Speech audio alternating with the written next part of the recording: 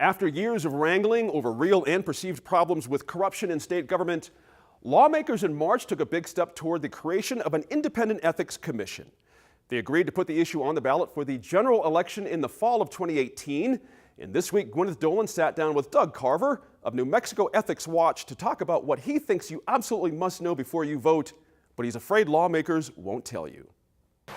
Thank you so much for being with us today. It's my pleasure. Your organization has supported this idea of a statewide independent ethics commission. You want New Mexico to join the 40-something other states that already have one, an independent body that investigates ethics complaints. Voters like this idea. Polls after poll after poll has shown that they support it. They're probably going to pass it. What is the problem? What is the problem with this? The problem is that we're not sure how the Ethics Commission will be constituted. And New Mexico Ethics Watch has always said that it's more important to have a independent, strong commission than a shell commission. I don't understand. You say we don't know how this thing is going to work, but the legislature passed this constitutional amendment. They passed the constitutional amendment and they stripped out all of the powers, jurisdiction, and duties of the commission.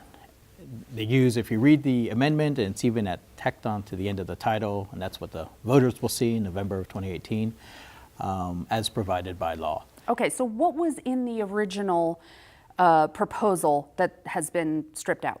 So Representative Dines' original joint resolution, and that's the vehicle, as you know, under which a constitutional amendment gets sent to the voters, had the jurisdiction of the commission, had a different makeup of the membership, and we can perhaps talk about that because that's a major concern with what they will go to the voters, is how the makeup of the commission was changed. It had the jurisdiction clearly delineated. All civil infractions were to go to the commission. There were bans on who could be a member of the commission that were enshrined in the Constitution. And it was much more similar to the constitutional provision we have for the Judicial Standards Commission. Everybody loves the Judicial Standards Commission. Everybody loves the Judicial Standards You know, in my reporting work, I have assessed the Judicial Standards Commission in comparison with other states, and we rank very highly for that commission. We were third, I remember, in the report you did. So about this jurisdiction issue, what does that mean? So the Ethics Commission would be responsible for dealing with issues in what realm was the original idea? The original idea, it would cover essentially what's covered now by all our campaign finance laws, the Lobbyist Regulation Act, Voter Action Act, Financial Disclosure Act, and those sorts of acts. Now, the wording was a little bit different because, and this is drawing on my experience as a legislative drafter, you can't put anything into the Constitution that might change. So you can't reference a title of an act that's in statute in the Constitution because that act might be eliminated. So it was written in general language, but essentially all of those good government openness, transparencies were coming under the jurisdiction of the commission. Now all of that is as provided by law. And if your viewers read the text of what's going to go to the voters, you'll see throughout it says as provided by law, and sometimes may be as provided by law. And may in legal terms, and I don't want to get too deep into the weeds, but may is an optional word. Shall, you have to do it. May, you can do it. So the independent subpoena power, who the jurisdiction is, everything is now as provided by law. And that's worrying because we, the people, don't know what is going to be in the laws, the statutes that are written to enact the commission.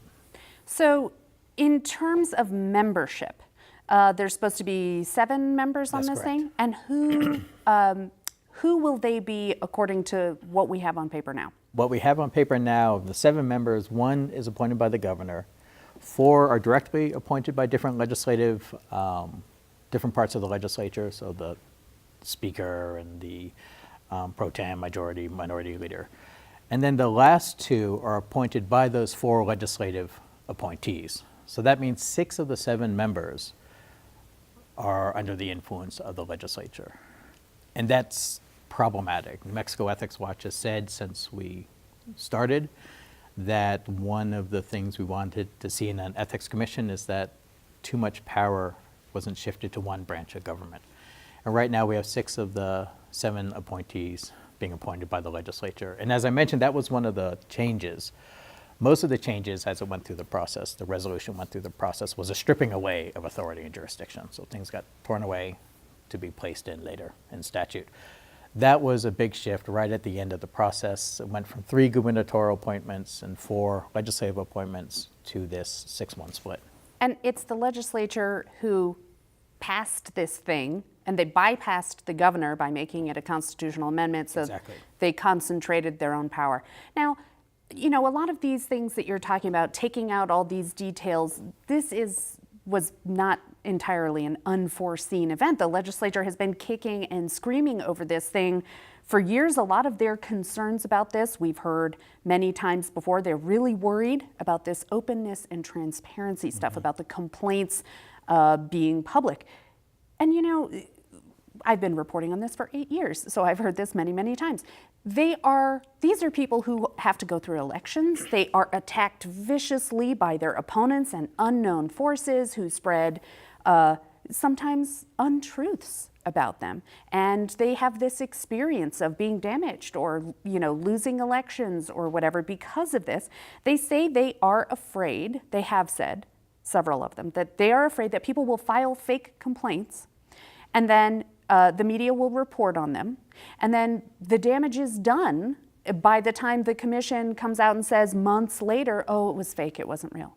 Isn't that a reasonable fear to have for an elected official? Depends on how you define reasonable. It's reasonable as in it's understandable. It's not reasonable because there's no evidence of that occurring in the 40-odd states that have ethics commissions. We don't see it in our judicial races, and our judicial races are elections.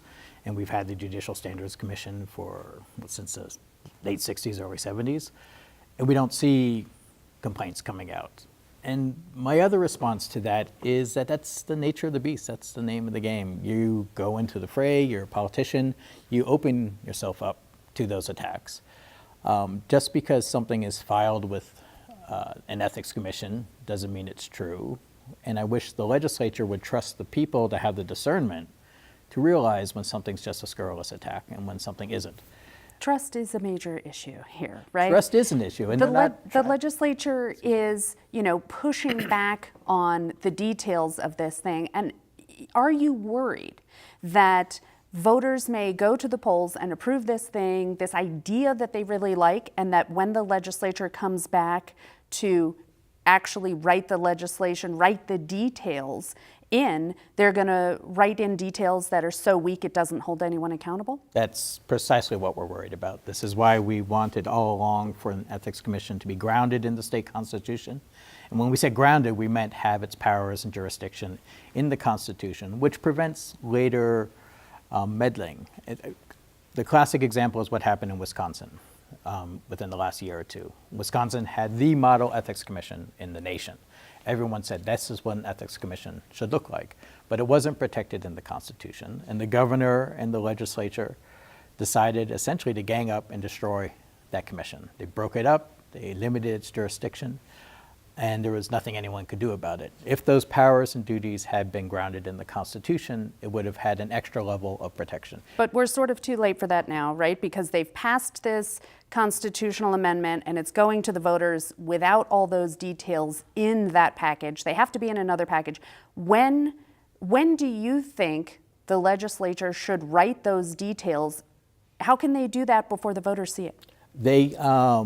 There's 2 ways they can do that. And one, you could almost argue it's not too late now, because in the upcoming legislative session, 2018, if the legislature were so inclined, they won't, but if they were so inclined, they could introduce a new joint resolution with the full powers and duties and jurisdiction of the commission in it, similar to what Representative Dines introduced at the beginning of this session. And I will add, I realize the legislature has been debating this for a while, but 2 sessions ago, in the 2016 session, the House passed a measure that was substantially similar to what Representative Dines introduced this time. There were only 10 dissenting votes, but this time the House stripped out all those powers and duties and said they didn't want that detail. So that's one measure, but that's a long shot. Now, what they could do otherwise is through either the interim committee process, and we can talk about that because I'm sure a lot of viewers don't realize what those are. Well, we only have a little bit of time left, but the interim process means the committees meet in between the sessions, Exactly. and they often kind of work out the details of bills that will then have a smoother path during the next Precisely. session. And there's a number of committees, they're bicameral, and they often endorse bills. The Natural Committee for Ethics Legislation is the Courts, Corrections, and Justice Committee, and that committee endorses a good 15, 20 bills at the end of every session.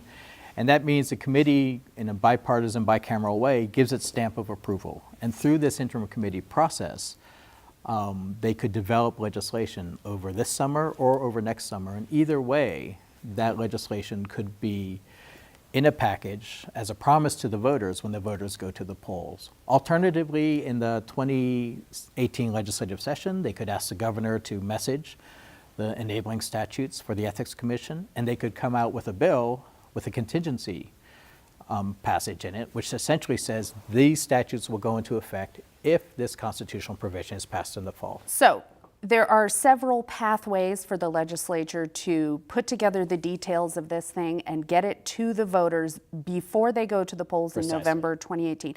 Last question, what if they don't? If they don't, then everyone will have to hope that something good comes out of the heat of the 2019 legislative session. But I would hope that they would, this is important enough, it deserves full public debate, and there's no reason for the legislature not to give us the enabling statutes before we have to vote on the commission. Douglas, thank you so much. Thank you, Gwen.